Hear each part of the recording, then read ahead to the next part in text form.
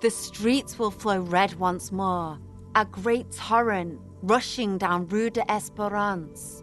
You wait and see. The streets will not flow red with anything. Who are you? I'm Cindy the fucking Skull. What else do you want to know? Date of birth, blood type, the last time I was tested for Hep C.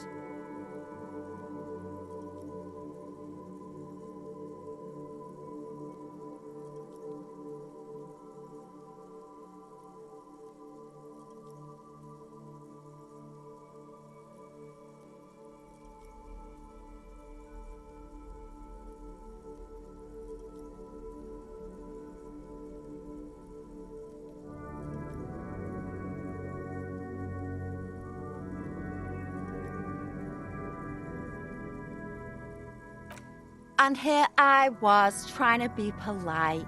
Just can't win with you pigs.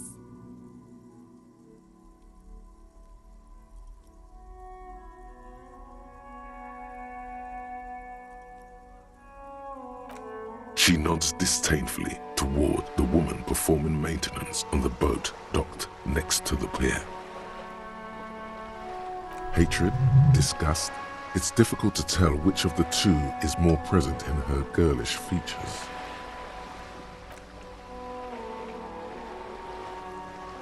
The woman on the boat does not notice her staring. That is on her. Someone's got to keep an eye on her. Ozon is an archipelago 2 days' travel away from Rivershot. Its moneyed residents, used to posh restaurants and upscale boutiques, rarely have reason to visit Martinez. Probably the Wild Pines rep. We should talk to her. She's a professional negotiator, though. I have the feeling she will be very cooperative while telling us nothing. You should take the lead. Ask her unexpected questions, Do your thing. Don't be afraid to get a bit wacky. Throwing her off is our best bet. Good idea, piggies. Run along now. Fuck her shit up good. Impound that boat while you're at it. I'd like to watch her swim back to Ozon.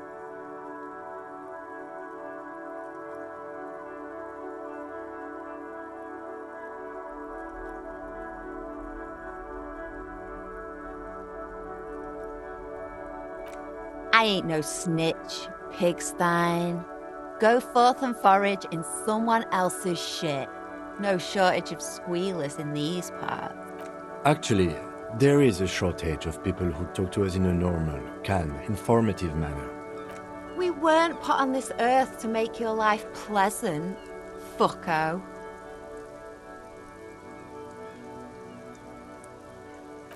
Can't you tell? I'm painting a beautiful mural, an aereo graffitio visible from low orbit.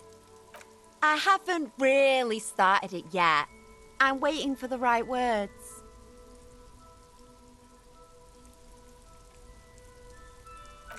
Yeah?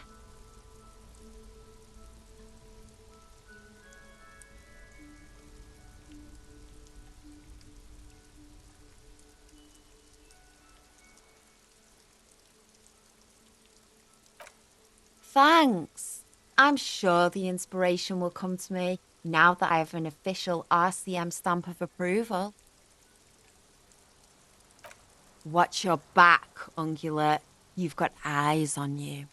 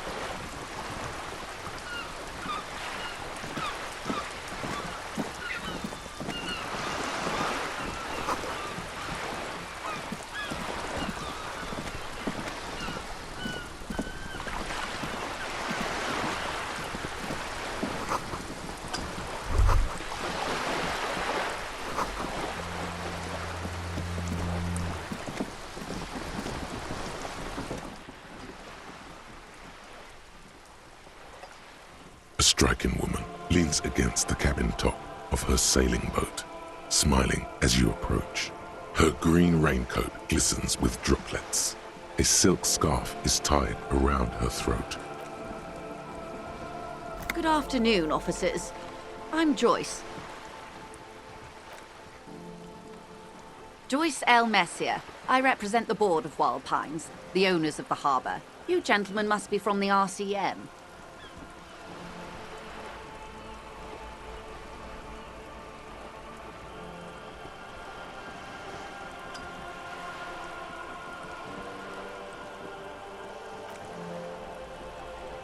Nothing, honestly. I've said it to every drunk in town, and you're the first one who's responded.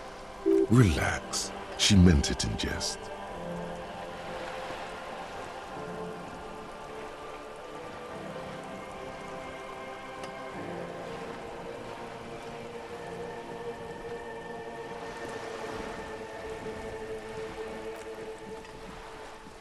I'm glad to see you here. I was dispatched to handle a strike, not a lynching. Anything I can do to assist the RCM in this matter, I will, gladly. That is good to hear, madame. My colleague will take the lead on this interview.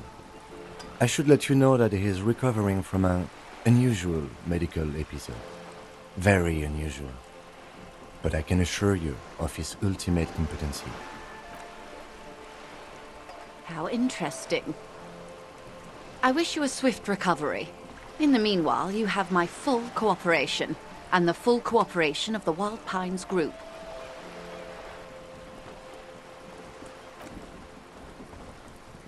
Everything. Right up to, but not including, trade secrets.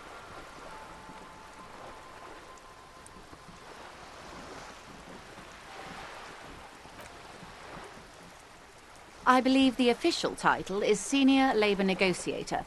In practice, I'm a grocery clerk. I relay the union's demands to Wild Pines and return with Wild Pines' counteroffer. And how are the talks going? They're not. That's the problem. The union stopped all negotiations a week ago, after that awful lynching took place. Now they won't even let me into the harbour. There's a 2-meter-20 racist behemoth blocking the gates.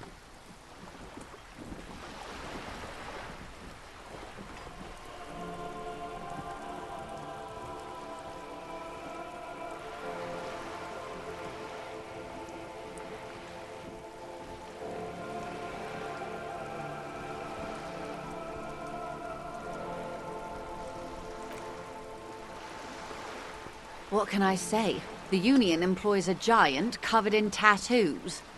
A racist giant. I guess that's part of their big tent organization now.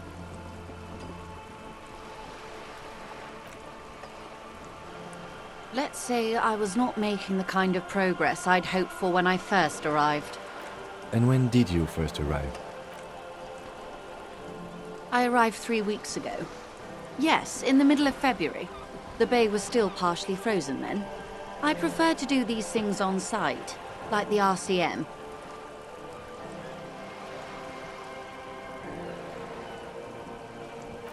But the strike began in December.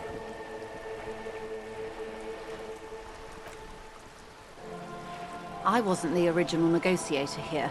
I took over after Mr. Gaumont hit a wall with Mr. Clare, the union boss. Mr. Clare refused to speak with Gaumont despite concessions he'd granted the union in prior negotiations. This isn't the first time the union has gone on strike. Heavens no. There have been 2 prior strikes. Both times the union won significant concessions, including overtime pay and a medical plan.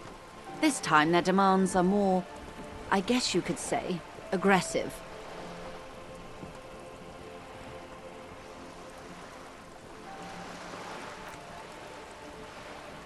Everard Clare is a man of the utmost integrity.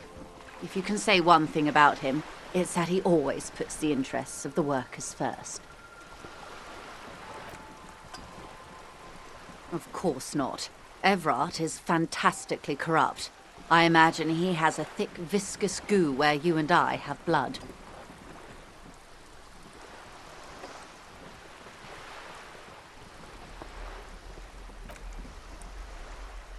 He is the most corrupt individual I have ever seen, and I deal with men like him for a living. If there is anyone more venal, more irredeemably nepotistic, then it's his twin brother, Edgar.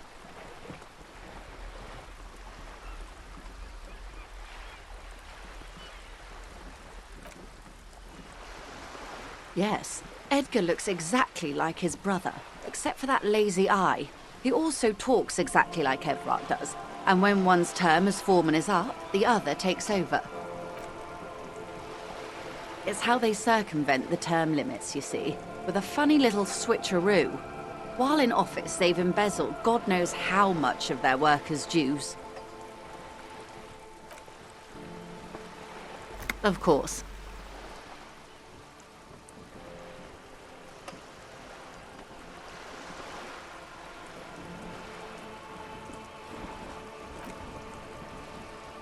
Mr. Clare told him to... how did he put it? Fuck off, midget. Gaumont is short of stature, you see.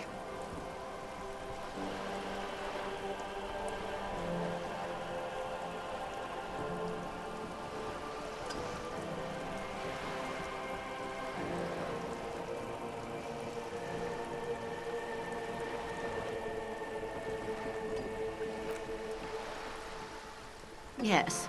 Keep in mind, this is a negotiator Mr. Clare has worked with before, and who was more than fair with him and the Union.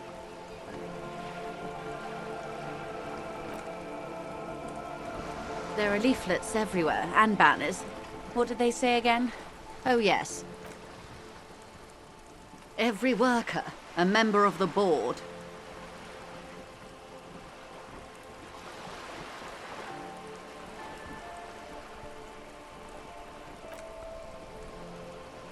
In its defense, another said, demand democracy. Pretty tame stuff compared to every worker, a member of the board.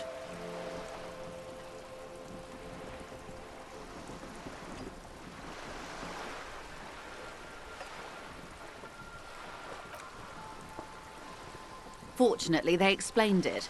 Every time the Wild Pines group makes a decision about anything, it needs the signature of each of the 2,200 workers in its Martinez terminal.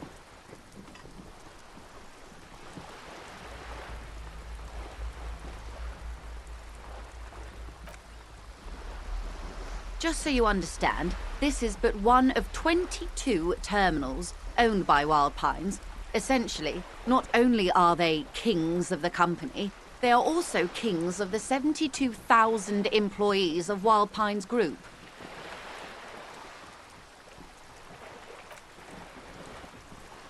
I'm not sure. Naturally, I assume that was just their opening position, a hard-nosed tactic with a side of mockery. But there's been no follow-up, just the same nonsensical slogan.